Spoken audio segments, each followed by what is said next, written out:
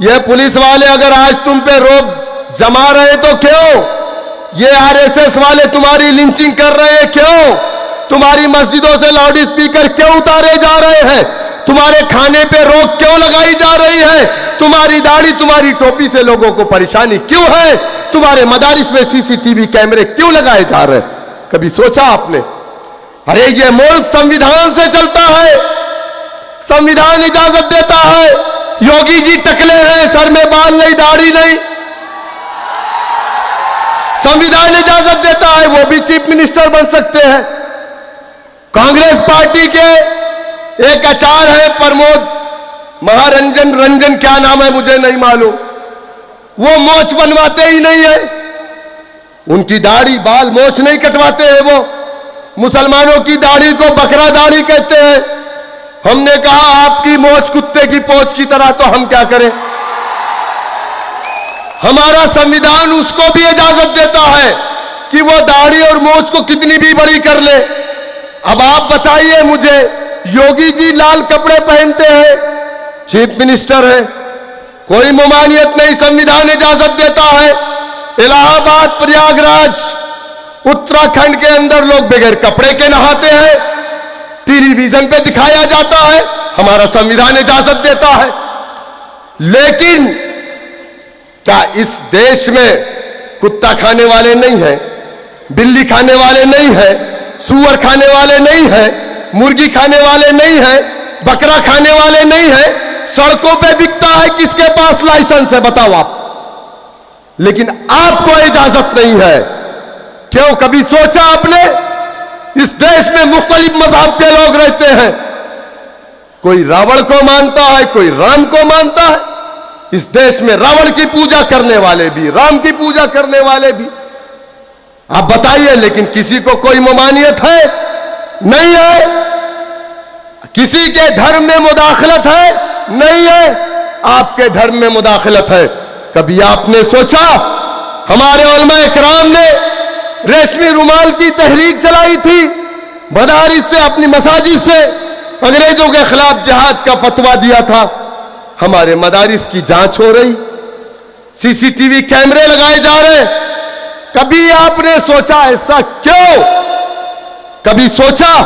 जाइए घर पे हाथ रखिए सीने पे, आपके पास भी दो पैर है, दो आंख है, आप भी इंसान है, लेकिन इस देश में ना इंसाफी आपके साथ क्यों हो रही? उसकी वजह इस मुल्क के अंदर दलितों के साथ भी ना इंसाफी हुई।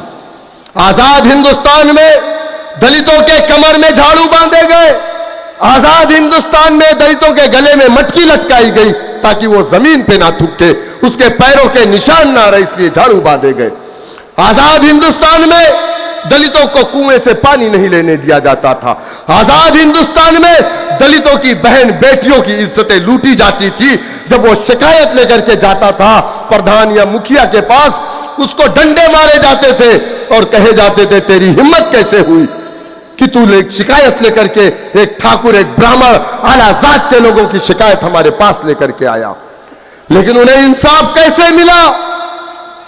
आजादी के बाद से हिंदुस्तान की पार्लियामेंट में 130 एमपी जो एससी एसटी है, कितना? 130। लेकिन 130 एमपी होने के बावजूद भीमराव अंबेडकर बाबा साहब ने कहा कि ये जो कांग्रेसी एमपी हैं, अगर तुम ये सोच रहे हो दलितों ये तुम्हारे ऊपर हो रहे जुल्म और अत्याचार पर अपना मुंह खोलेंगे तो कभी नहीं खोलेंगे, जब इनको नींद आएगी जवाई लेंगे तो अपना मुंह खोलेंगे, कभी तुम्हारे ऊपर हो रहे जुल्म और अत्याचार पर ये अपनी जबान नहीं खोलेंगे। मैंने कहा ना कि मुजफ्फरनगर के अंदर फसाद हुआ। 70 एमएलए हिंदुस्तान की आजादी के बाद उत्तर प्रदेश में सबसे ज्यादा मुसलमान अगर विधानसभा के अंदर था तो 2012 और 17 के बीच में था। बावजूद उसके एक मुसलमान एमएलए नहीं गया मुजफ्फरनगर। कौन गया? 1400 किलोमीटर दूर से आपके महबूब कायद बैरिस्टर असदुद्दीन ओवैसी साहब गए मुजफ्फरनगर। तब तो उत्तर प्रदेश में एमआईएम भी नहीं थी। अल्लाह के नबी ने कहा था तुम मुसलमान एक जिस्म वाहिद की तरह। अगर हैदराबाद का मुसलमान तकलीफ में है, नानपारा का मुसलमान उस तकलीफ को महसूस ना करे, अल्लाह के नबी ने कहा मेरा उम्मती नहीं। वो रिश्ता था। आज लोग कहते हैं वैसी का यूपी से क्या रिश्ता है। इन्नमल मुमिनूना इख्वा, कुरान ने कहा जिसने कलमे तैयबा का इकरार कर लिया वो मोमिन तुम्हारा भाई है। जब जब नाइंसाफी हुई है, अल्लाह ने इस दुनिया में वक्त वक्त पर मर्द मुजाहिदों को भेजा है। मौजूदा वक्त में उत्तर प्रदेश के अंदर जो नाइंसाफी हो रही है, उस नाइंसाफी के खिलाफ लड़ाई लड़ने के लिए ऑल इंडिया मजलिस इत्तेहादुल मुस्लिमीन के कौमी सदर जनाब बैरिस्टर असदुद्दीन ओवैसी साहब को अल्लाह ताला ने हमारे दरमियान में भेजा। दलितों के ऊपर जब जुल्म हो रहा था, काशीराम पंजाब की सरजमीन से निकले, दलित की बस्तियों में गए और कहा है दलितों, तुम अगर चाहते हो या समझते हो कि ये कांग्रेस पार्टी का एमपी तुम्हारे लिए आवाज उठाएगा तो ये नामुमकिन है। अरे ये जमहूरियत है। जमहूरियत की सबसे बड़ी ताकत सियासत है। क्या सियासत? 1947 दिसंबर के महीने में हमारे बड़ों ने लखनऊ के रिफाए आम क्लब में एक कन्वेंशन बुलाया और कहा कि ऐ मुसलमानों, वतन अजीज आजाद हो गया, कांग्रेस तुम्हारी पार्टी, कांग्रेस के लीडर तुम्हारे लीडर, मुस्लिम लीग तुम्हारी पार्टी नहीं, कांग्रेस पार्टी तुम्हारी पार्टी। हमने लब्बैक कहा। हिंदुस्तान के तमाम दानिश्वर मुसलमान इकट्ठा थे। हमने कांग्रेस को अपनी पार्टी माना, वोट दिया, नोट दिया, सपोर्ट किया। 1 साल, 2 साल, 3 साल नहीं, 60 साल तक इस मुल्क का इख्तिदार हमने कांग्रेस पार्टी को दिया। लेकिन क्या यह सच नहीं है? 30,000 से ज्यादा दंगे हमारे घरों पर, 34% सरकारी नौकरी से 1% भी नहीं मौजूदा वक्त में। आप बताइए मुझे, बाबरी मस्जिद की शहादत, हाशिमपुरा मलियाना, मुरादाबाद के अंदर मुसलमानों को ईद के दिन ईदगाह के अंदर गोलियों से भून दिया गया। मुसलमानों, मैं आपसे कहूंगा, काशीराम ने दलितों को इकट्ठा किया, कहा जमहूरियत की सबसे बड़ी ताकत सियासत है और जिस कौम ने सियासत नहीं किया उस कौम के हालात आप जैसे हो जाएंगे। दलितों ने अपना डंडा बनाया, अपना झंडा बनाया, अपना लीडर बनाया।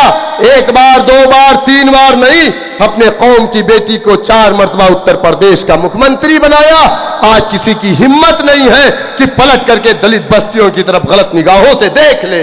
आज सरकारी नौकरी में दलित का बेटा है, आज पुलिस स्टेशन में दलित का बेटा है।